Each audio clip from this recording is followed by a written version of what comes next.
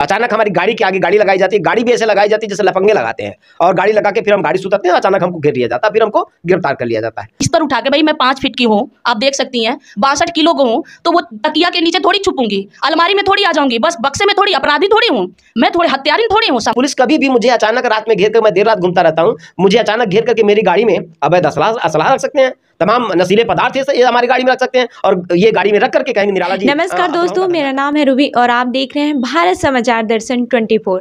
इस वक्त मैं गोरखपुर के अंबेडकर जन मोर्चा के कार्यालय में मौजूद हूं, जो मैं आपको बता दूं कि दलितों, पिछड़ों, भूमिहीन के लिए ये लोग लड़ाई लड़ रहे हैं, 1 एकड़ जमीन के लिए।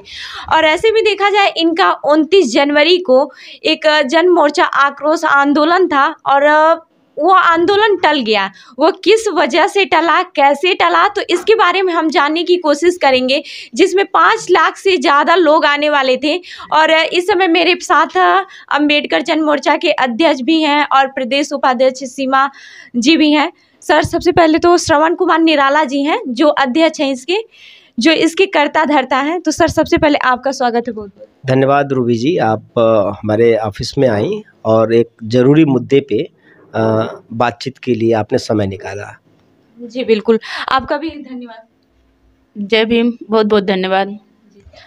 मैं ये जानना चाहूँगी, 29 जनवरी को जो आपका आंदोलन होने वाला था वो क्यों टला? और बीच में ये खबर आई थी कि आपको जेल में चले गए हैं, पुलिस पकड़ के ले गई है।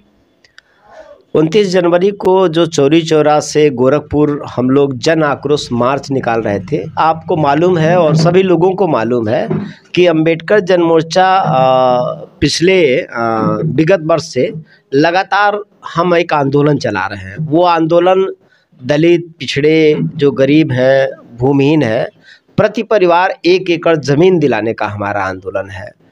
और 10 अक्टूबर को सरकार के तरफ से प्रतिनिधि के तौर पे जिलाधिकारी ने ये घोषित किया था कि हम बहुत जल्द, 2 महीने का टाइम लिया था कि हम बहुत जल्द गरीबों को ज़मीन देने की कार्रवाई शुरू कर देंगे, और हमसे कमेटी भी मांगी गई थी।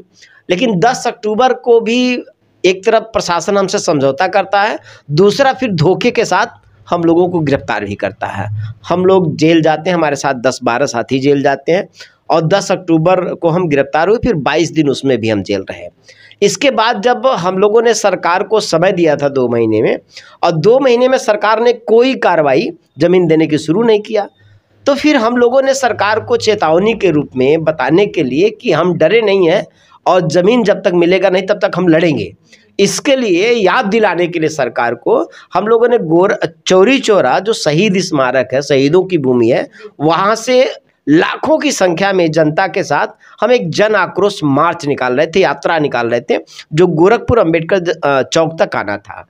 लेकिन ये सरकार डर गई है और जनता के आंदोलन से डर रही है। ये सरकार अखबारों में तो भारत को, उत्तर प्रदेश को चमकदार दिखाती है, लेकिन रियल में ये सरकार गरीब जनता को उनका हक नहीं देना चाहती है और गरीब जनता के सवालों से भाग रही है सरकार। ये तो है, लेकिन आपका जो आप जेल में चले गए थे, आप ये कह रहे हैं कि हम जेल में नहीं, मेरा अपहरण कर लिया गया था, तो ये कहानी क्या तो है? मैं वही बात कर रहा था कि तो जब मेरा 29 जनवरी को कार्यक्रम था, तो 27 जनवरी को मैं अपने कार्यालय से काम करके और 1-2 जगह और मैं गया। रात में मैं घर अपने जा रहा था, लगभग वो टाइम है 11:30 और 12 बजे के बीच में हम अपने घर जा रहे हैं। अचानक रास्ते में, मेरे घर के कुछ दूरी पहले, अचानक रास्ते में मुझको वहाँ पर पुलिस घेर लेती है, 4-5 गाड़ियों के साथ। उसमें सिविल ड्रेस में भी बहुत सारे पुलिसकर्मी हैं और बहुत सारे वर्दी में भी हैं। अचानक हमारी गाड़ी के आगे गाड़ी लगाई जाती है, गाड़ी भी ऐसे लगाई जाती है जैसे लफंगे लगाते हैं, और गाड़ी लगा के फिर हम गाड़ी सुधारते हैं, अचानक हमको घेर लिया जाता है, फिर हमको गिरफ्तार कर लिया जाता है। लेकिन ये जो गिरफ्तारी है, ये लोकतांत्रिक गिरफ्तारी नहीं है। हम पब्लिक के लीडर हैं, हम जनता। आपको ऐसे क्यों गिरफ्तार किया गया? अब जिस तरह से मुझे गिरफ्तार किया गया, ऐसे अपराधियों की तरह गिरफ्तार किया गया, जैसे एक अपहरण किया जाता है किसी व्यक्ति का, उस तरह से अपराधी जैसे अपहरण करते हैं, वैसे गोरखपुर की पुलिस ने मेरा अपहरण किया। देखिए, सुप्रीम कोर्ट का गाइडलाइन है कि चाहे जितना भी बड़ा कोई अपराधी भी अगर है तो उसको अगर पुलिस कहीं से गिरफ्तार करती है तो पुलिस की जिम्मेदारी कि उसके परिजनों को सूचना करे या उसके परिचितों को सूचना करे। लेकिन यहाँ पर पुलिस ने मेरे परिजनों को सूचना नहीं किया, मेरे परिचितों को नहीं सूचना की। वो अलग बात है कि मैं गिरफ्तार होने के थोड़ी देर पहले मैंने एक साथी को अपने फ़ोन करने का मुझे मौका मिला तो मैं फ़ोन कर पाया था, वो भी ज़बरदस्ती फ़ोन कर पाया था। लेकिन उसके बाद भी घर वाले अगर हम हमारे पुलिस वालों से पूछ रहे थे, पुलिस अधिकारियों से पूछ रहे थे कि निराला जी इस समय कहाँ है, तो पुलिस के अधिकारी सीधे सीधे इनकार कर रहे थे कि हमने गिरफ्तार नहीं किया, जबकि पुलिस ने मुझे गिरफ्तार किया। मैंने आपका एक पोस्ट देखा था, उसमें ये लिखा था कि पुलिस ने हमें गिरफ्तार कर लिया और मेरे घर वालों को भी पता नहीं चलने दिया है, मतलब बताने नहीं दिया है कि मुझे मतलब गिरफ्तार किया गया है। वही वो जो बीच में मुझे एक मौका मिला, 1 मिनट के लिए मौका मिला, तो मैंने अपने मोबाइल में ब्रॉडकास्ट में जाके 1 लाइन का मैसेज मैं लिख पाया था कि मैं गिरफ्तार हो गया हूँ। चूँकि कुछ पुलिसकर्मियों को, शाहपुर के थाना अध्यक्ष को, चौकी इंचार्ज को मैं पहचान रहा था, तो मुझे आइडिया लग गया, तो मैंने 1 लाइन का लिख दिया कि मैं गिरफ्तार हो गया हूँ शाहपुर थाने में। अगर मैं नहीं बता पाता तो ये पुलिस बताने नहीं थी। अब पुलिस नहीं बता, अब ऐसे तो मैं जनता की बात कर रहा हूँ, मैं गरीबों की बात करता हूँ। ऐसे में तो पुलिस कभी भी मुझे अचानक रात में घेर कर, मैं देर रात घूमता रहता हूँ, मुझे अचानक घेर करके मेरी गाड़ी में अवैध असलाह रख सकते हैं, तमाम नशीले पदार्थ ये हमारी गाड़ी में रख सकते हैं और ये गाड़ी में रख करके कहेंगे निराला जी असलहों का धंधा करते हैं, और ऐसे कह के गोरखपुर की पुलिस हमें फंसा देगी। चूंकि मुख्यमंत्री का शहर है और गोरखपुर की पुलिस मुख्यमंत्री के इशारे पर, मुख्यमंत्री के कहने पर कुछ भी कर सकती है, सरकार के कहने पर कुछ भी कर सकती है और मुख्यमंत्री को खुश करने के लिए कुछ भी कर सकती है। तो ऐसे में मुझे पूरी इस बात की आशंका है कि कभी भी पुलिस ऐसा कर सकती, उसी रात कर सकते थे, हमारी गाड़ी में अवैध असलाह रख देते और अगले दिन कहते कि निराला जी। आपको गिरफ्तार क्यों किया गया था? गिरफ्तार इस तो सीधी बात है, सब लोगों को मालूम है कि मैं 1 एकड़ ज़मीन दिलाने के लिए आंदोलन कर रहा हूँ। आंदोलन न किया जाए, जन आक्रोश मार्च न हो, जन आक्रोश मार्च को रोकने के लिए सरकार ने मेरी गिरफ्तारी कराया। मेरी गिरफ्तारी के बाद हमारे साथ में प्रदेश अध्यक्ष जी सीमा गौतम जी बैठी हैं, इनके घर पर भी लगातार पुलिस ने छापा मारा। हमारे बाकी साथी ऋषि कपूर के घर पे छापा मारे गए, हमारे तमाम साथियों के घर पे छापे मारे गए, और छापे मारे गए तो छापा मारने में भी पुलिस ने जो क्रूरता का रूप दिखाया। रात में 12 बजे 2 बजे रात में प्रदेश अध्यक्ष जी सीमा गौतम जी के घर पे पुलिस छापा मार रही है, वहाँ छापा मार रही, तो आप ये देखिए कि वहाँ घर में महिलाएं हैं और पुलिस छापा मारने जाती है तो महिला पुलिस उनके साथ नहीं है, और अचानक रास्ते मतलब गेट खुलवा के जबरदस्ती और पुलिस धड़धड़ा के घर में घुस जाती है। ये कोई तरीका है क्या? हम कोई अपराधी हैं? हम जनता की बात कर रहे हैं, हम गरीबों की बात कर रहे हैं, तो हमारे साथ गोरखपुर की पुलिस अपराधियों जैसा व्यवहार कर रही है। इस समय मैं सीमा जी से जानना चाहूँगी कि आपके घर पुलिस गई थी तो किस तरह से व्यवहार था, किस तरह से बिहेवियर था? देखिए, जब पुलिस हमारे घर गई तो हम लोग जब माननीय श्रवण कुमार निराला जी का अपहरण एक तरह से हो गया जब पुलिसों के द्वारा, मैं इसलिए अपहरण कर रही हूँ कि मैं तो कभी नहीं कहती हूँ कि इनकी गिरफ्तारी हुई। जिस तरह से पुलिस ने अपनी पूरी रणनीति बनाई एक मुख्यमंत्री के इशारे पर, तो अपहरण किया गया और ये बड़े घटना को अंजाम देने के लिए ये पूरी तरह से ये साजिश है। ये क्यों कह रही हैं मुख्यमंत्री के इशारे? मुख्यमंत्री की इशारे पे इसलिए कह रही हूँ कि ये मुख्यमंत्री का शहर है और मुख्यमंत्री जी को ये कतई बर्दाश्त नहीं है कि एक दलित इंसान, क्योंकि श्रवण कुमार निराला जी दलित हैं, और एक मुख्यमंत्री के जो उन्होंने वादा किया, जितना भी वादा आप देखेंगे कि उनकी सरकार जब से चल रही है, 15 लाख रुपया, 2 करोड़ नौकरी, रोजगार, शिक्षा व्यवस्था अच्छा करेंगे, महंगाई, सारी चीज़ें, भ्रष्टाचार, अभी भ्रष्टाचार की बात करते थे कि मुक्त करेंगे, ये करेंगे, तो सारे चीज़ों को उन्होंने श्रवण कुमार निराला जी चुनौती दे रहे हैं, उनके विफलता को उन्होंने आईना दिखा रहे हैं। तो उनको ये बर्दाश्त नहीं हो रहा कि आज तक जितने उन्होंने सारे पैसे ले करके या अपने गुंडों के बल पर उन्होंने सबके मुंह बंद करा दिए। लेकिन श्रवण, आपके घर पे जो पुलिस गई थी उसके बारे में बताइए। हमारे घर पे पुलिस, देखिए, पुलिस हमारे घर पे जो जाती है तो पुलिस को तो मैं आपके चैनल के माध्यम से पहले ये कहना चाहूँगी कि उनको ठीक से आईपीसी की धारा पढ़ के आना चाहिए। ठीक है? ऐसा क्यों? ऐसा इसलिए कह रही हूँ क्योंकि वो हमारे घर पे जाते हैं, तो मैं समाज के लिए लड़ रही हूँ। आप भी जानती हैं, गोरखपुर के नहीं पूरे प्रदेश या पूरे देश के भारत के लोग जो भी सोशल मीडिया से या जो भी सामाजिक कार्यकर्ता हैं वो जुड़े हैं, वो जानते हैं कि सीमा गौतम का काम क्या है और श्रवण कुमार निराला जी का काम क्या है। लेकिन जब पुलिस हमारे घर पे जाती है तो जाति दुर्भावना को मन में रखते हुए, अपने दिमाग में रखते हुए, ये जबकि सुप्रीम कोर्ट का ये आदेश है, अगर मैं हत्या, चोरी, डकैती कुछ भी करती, हत्यारन भी होती, तब भी ये सुप्रीम कोर्ट का आदेश है कि 6 बजे मतलब दिन उगने से पहले मेरी घर पे पुलिस नहीं जा सकती, मेरी गिरफ्तारी नहीं कर सकती, और 6 बजे के बाद भी पुलिस हमारे घर पे नहीं जा सकती। यहाँ मैं समाज के लिए आवाज़ उठा रही हूँ, समाज के लिए काम कर रही हूँ। यहाँ 12 बजे रात को, 2 बजे रात को, 3 बजे रात को हमारे घर पे पुलिस जाती है, हमारे अलमारी से लेकर के सारा देखते हैं और हमको कहते हैं, हमारे मोहल्ले में हमारे घर पे जाके सीमा गौतम गैंगस्टर हैं। तो मैं इसीलिए कह रही हूँ कि पुलिस वालों को आईपीसी की धारा, ऐसा क्यों कर रही थी पुलिस? इसलिए कि मैं समाज की आवाज़ उठा रही हूँ। हमारे गांव में, हमारे मोहल्ले में सबसे बड़ी बात है, मैं पहले ही बता चुकी हूँ, श्रवण कुमार निराला जी दलित हैं, सीमा गौतम भी दलित हैं, और सीमा गौतम दलित हैं इसलिए गरीबों की आवाज़ उठा रही हैं। तो इसलिए हमारे छवि को भी खराब करने की पूरी रणनीति है पुलिस वालों को, और ये मुख्यमंत्री के इशारे पर ही किया जा रहा है।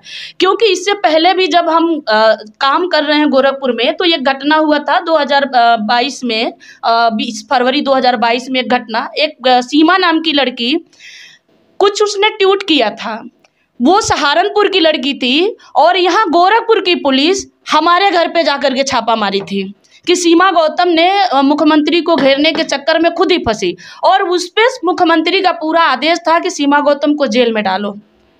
तो इसलिए यहाँ के तो मुख्यमंत्री को चुनौती देना, एक दलित समाज का व्यक्ति जो उनसे डरता है, उनको जी हजूरी करता है, उनकी गुलामगिरी करता है, और यहाँ श्रवण कुमार निराला, सीमा गौतम उनकी आंखों में आंखें डाल के कहते हैं कि हम आपके गुलाम नहीं हैं, हम संविधान को मानने वाले हैं, हमारा संवैधानिक अधिकार है, हम संवैधानिक तहत से लड़ रहे हैं, हम संवैधानिक अधिकार मांग रहे हैं, ये उनको मंजूर नहीं है। इसलिए हमारे छवि को भी खराब करने की कोशिश की जा रही है। आपके घर पे जो पुलिस गई थी, तो आपने, पहले मेरी बात हुई थी ऑफ कैमरा, तो आप बोल रही हैं कि कहीं भी चेक कर रही थी, बक्से में और बेड के नीचे, तो ऐसा क्या था? अब देखिए, जैसा कि अभी माननीय श्रवण कुमार निराला जी पहले भी बता चुके हैं, क्योंकि जब हमको ये बात पता चली तो हम तो घर छोड़ दिए थे, और हम लगातार सोशल मीडिया पे एक्टिव थे कि हमारे घर पे कब पुलिस आ रही है, कैसे आ रही है, क्या कर रही है, वो सारी चीज़ें हम सोशल मीडिया पे एक्टिव थे। अगर हम सोशल मीडिया पे एक्टिव नहीं होते तो वो जो हमारे बिस्तर उठा के, भाई मैं 5 फीट की हूँ, आप देख सकती हैं, 62 किलो को हूँ, तो वो तकिया के नीचे थोड़ी छुपूंगी, अलमारी में थोड़ी आ जाऊँगी, बस बक्से में थोड़ी, अपराधी थोड़ी हूँ मैं, थोड़े हत्यारिन थोड़ी हूँ, समाज के लिए आवाज़ उठा रही हूँ। अगर मैं घर पे भी होंगी तो मैं बैठी रहूँगी, सो ही रही होंगी, लेकिन वो जो हमारी बिस्तर उठा करके, हमारी अलमारी खुलवा करके, हमारे बक्सा खुलवा करके जो देखने की उनकी रणनीति है, तो वो जो श्रवण कुमार निराला जी अभी कह रहे थे कि वो हमारे घर में, एक समय हो सकता है ऐसा आने वाला होगा कि ये लोग हमारे घर में भी चरस, अफीम, कोई असलहा अवैध डालेंगे और कहेंगे कि सीमा गौतम ये नशीली दवाओं का या नशीली पदार्थों का, ये मादक पदार्थों का ये विक्रेता है, ये उसका धंधा कर रही हैं। तो ये हमारी छवि को खराब करने के लिए पूरी रणनीति बनाया गया है गोरखपुर। आपने उनके खिलाफ कोई एक्शन नहीं लिया? क्योंकि देखिए 6 बजे से पहले और 6 बजे के बाद, सुबह में 6 बजे से पहले और 6 बजे के बाद किसी के घर में ऐसी कोई भी, और मुझे ये भी पता चला है कि आपने ये बताया था कि कोई महिला कांस्टेबल नहीं थी, ऐसे आपको गिरफ्तार करने जा रहे हैं और कोई महिला कांस्टेबल नहीं है, तो इस पे क्या कहेंगे आप? नहीं, हम इसको लेकर के हम हाई कोर्ट जाएंगे, हम अपने, क्योंकि ये हमारा मौलिक अधिकार है, क्योंकि ये संगीन, काफ़ी संगीन मामला है, किसी भी मतलब महिला को आप ऐसे अरेस्ट नहीं कर सकते हैं। हाँ, तो यहाँ देखिए, यहाँ गोरखपुर की पुलिस में अगर हमारी वीडियो आप बार बार जो लोग देखते होंगे, तो गोरखपुर की पुलिस खास करके दलित और खास करके जो गरीबों के लिए काम कर रहे हैं, उनको प्रताड़ित करने का कोई रास्ता नहीं छोड़ते हैं।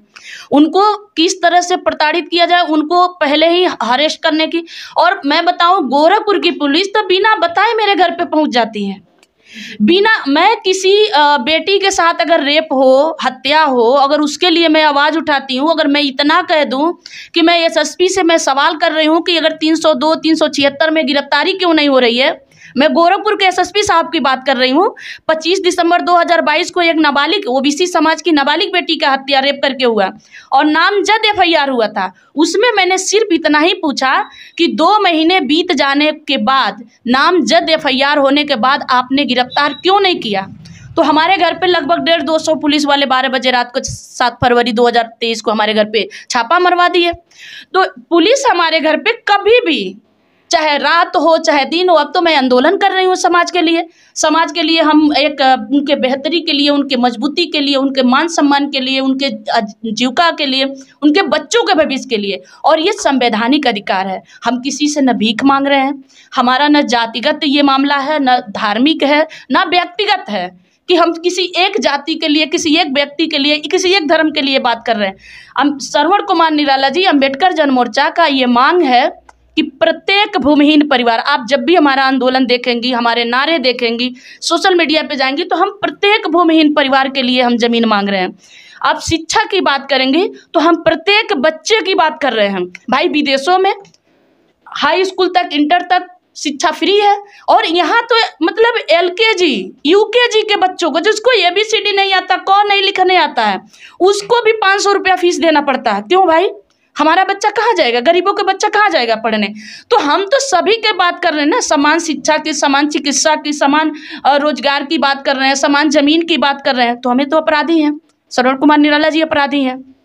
इसलिए वो हमारे घर पे हमें प्रताड़ित करने के लिए, शारीरिक मानसिक हमको प्रताड़ित करने के लिए, हमारे छवि को खराब करने के लिए, हमें तो डर है। हम इसलिए हम इस आवाज़ को हम सुप्रीम कोर्ट भी लेके जाएंगे। हाई कोर्ट में नहीं हमारी सुनी जाएगी, सुप्रीम कोर्ट भी जाएंगे, क्योंकि हमें डर है आने वाले समय में एक टाइम ऐसा आएगा कि पुलिस वाले ऐसे अचानक जाएंगे, कोई गांजा, चरस, अफीम कुछ भी लेके जाएंगे, हमारे घर में डाल देंगे और ये कह देंगे कि सीमा गौतम इसके तस्करी करती हैं।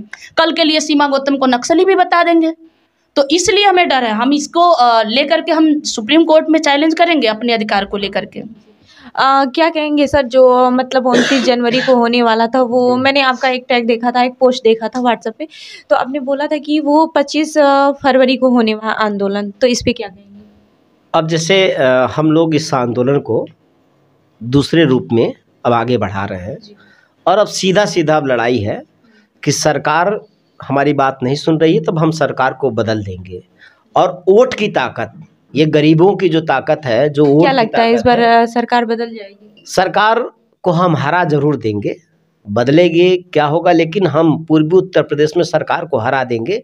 इसलिए अब लोगों को बात समझाने के लिए, लोगों के बीच में ये बात मजबूती से कहने के लिए हम लोग अब 25 फरवरी से एक सम्मेलन का अभियान शुरू करने जा रहे हैं, जो गांव-गांव लोगों को बताएंगे कि जो सरकार निकम्मी है वो सरकार बदलनी है, जो सरकार ज़मीन हमको नहीं दे सकती वो सरकार हमको बदलनी है, जो सरकार हमको शिक्षा रोजगार नहीं दे सकती वो सरकार हमको बदलनी है। सरकार को हम वोट की ताकत से, वोट की चोट से अब सरकार को गिरा देंगे। तो ये आपने देखा कि अम्बेडकर जन मोर्चा के ये लोग थे कार्यकर्ता, और श्रवण कुमार निराला जी थे जो इसके अध्यक्ष थे। और मैं इन पे जो आरोप लगाए, इनको जिस तरह से पुलिस ले गई है, ये बता रहे हैं कि अपहरण है। तो आपको क्या लगता है, आपके इस पे क्या विचार है, हमें कमेंट करके ज़रूर बताइएगा। तब तक के लिए जुड़े रहिए हमारे साथ। धन्यवाद।